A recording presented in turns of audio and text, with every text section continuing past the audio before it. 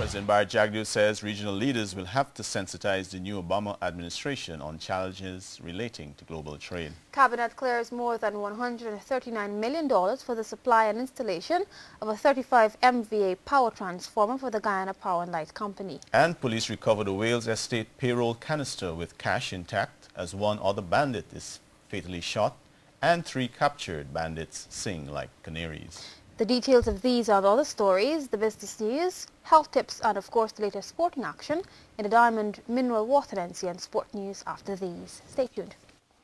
The U.S. Medical and Engineering mission to Guyana of the USS Kearsarge will commence next Monday. The USS Kearsarge Commander Commodore Frank Pons will spearhead the medical and engineering mission, which commences with the opening ceremony at the East Rheinville Community Center. Speakers of the ceremony will include Prime Minister Samuel Hines and U.S. Ambassador to Guyana, John M. Jones. The Kearsarge is modeled in part on last year's mission of the USNS Comfort, is the final stop on its 4-month six-nation mission to Latin America and the Caribbean called Continuing Promise, 2008. During the course of its nearly 2-week stay in Guyanese waters, personnel from the Kearsarge will provide free medical and dental care to adults and children in Region 1, including sites in Mabaruma, Port Kaituma and Santa Rosa. Additionally, about 60 military engineering and construction troops will support the mission by providing construction capabilities, civic action repairs, and minor construction projects.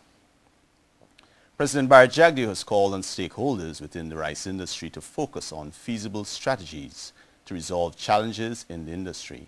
The Guyanese leader made this appeal during the opening ceremony of the first International Rice Conference at the International Conference Center earlier today.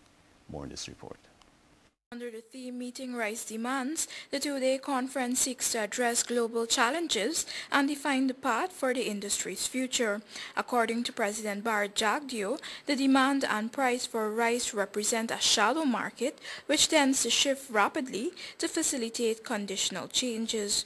While there have been attempts to cartelize markets, he has questioned whether this would benefit the region since similar strategies have had adverse effects in other countries.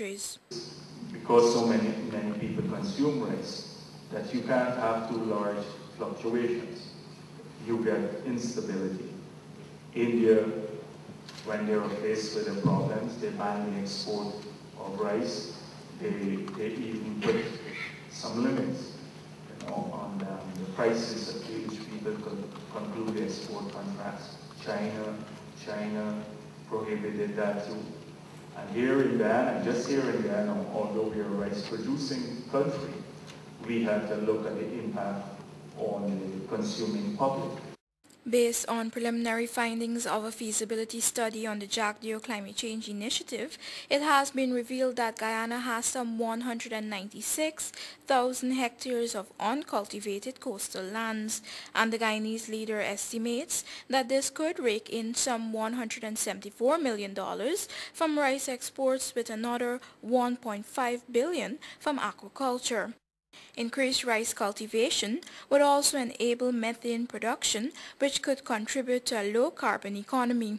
On the issue of climate change, the President called on researchers to examine other rice varieties which could adapt to such conditions. He also underlined the importance of proper marketing mechanisms and value-added production. But how do we ensure that there is no big downward shift in demand when people's income go up? Let's think about it. How can we ensure that eating rice and the quantity of rice that you have is kept constant or growing at every income level? Meanwhile, Agriculture Minister Robert Prasad, noting the importance of rice to the national economy, says Guyana has to prepare for changes and the perils of an unpredictable world trade environment. It is essential that Guyana expands its markets. We must recognize that many of these new markets are highly competitive and demand high quality of rice.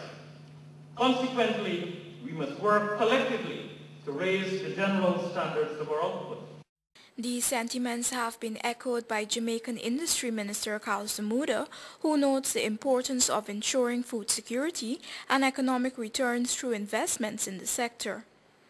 We need greater investment in agriculture within the region. Instead of investors focusing on the sort of get-rich mentality, investing in paper, we need to return to investment in the land, because it is through that effort that we are going to be able to offer to our people a better quality of life. Smuda says there is also need to engage the private sector and governments to establish joint capital ventures in this regard. Reporting for the 6 o'clock news, I'm Shard Lal. Well, President Barra Jagdeo says regional leaders will have to sensitize the new Obama administration on challenges relating to global trade. Though doubtful about changes in the U.S. government policies, he hopes that U.S. trade subsidies on agricultural commodities could be removed. Here again is Shard Lal. President Barra Jagdeo says Barack Obama's win in the U.S. presidential election has been a defining moment in the world's history. He believes that Obama has also been the better candidate and refers to his win as a recorrection of history. The head of state is optimistic that Obama's multi-ethnic immigrant background and his knowledge of world issues would enable him to better understand the challenges facing small countries. However, he warns that the region should not assume that there would be a shift in U.S. government policy anytime soon, since there are daunting challenges ahead in that country. If we have more sympathetic trade policies in the world, policies that take account of the challenges of countries like ours, look at the need for special accommodation for small countries, then our agricultural sector particularly could blossom, and the rice industry may see a phenomenal growth. We have to ask that the U.S. trade policy removes the distorting subsidies that the agricultural sector receives there. That the United States of America will start practicing what they preach, that is no distortion of the markets. Should these subsidies be removed, President Jagdeo says millions of farmers could benefit from a $3 billion cash flow to the developing world. This, he says, can enable countries to move away from handouts and earn more from agricultural exports. The president notes that CARICOM governments will also have to ensure that World Trade Organization rules are adjusted to be more sympathetic to countries like Guyana. All the previous rounds had focused on industrial goods produced by the developed world, so they have benefited from all the previous rounds.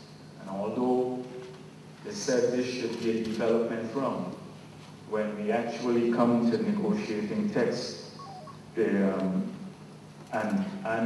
building features into the new global agreements, we have a grave difficulty. We run into serious problems, particularly in the agricultural sector. He says a change in position may also be able to shift negotiations and put pressure on the European Union to review their trade policies. Reporting for the 6 o'clock news, I'm Shard Lal.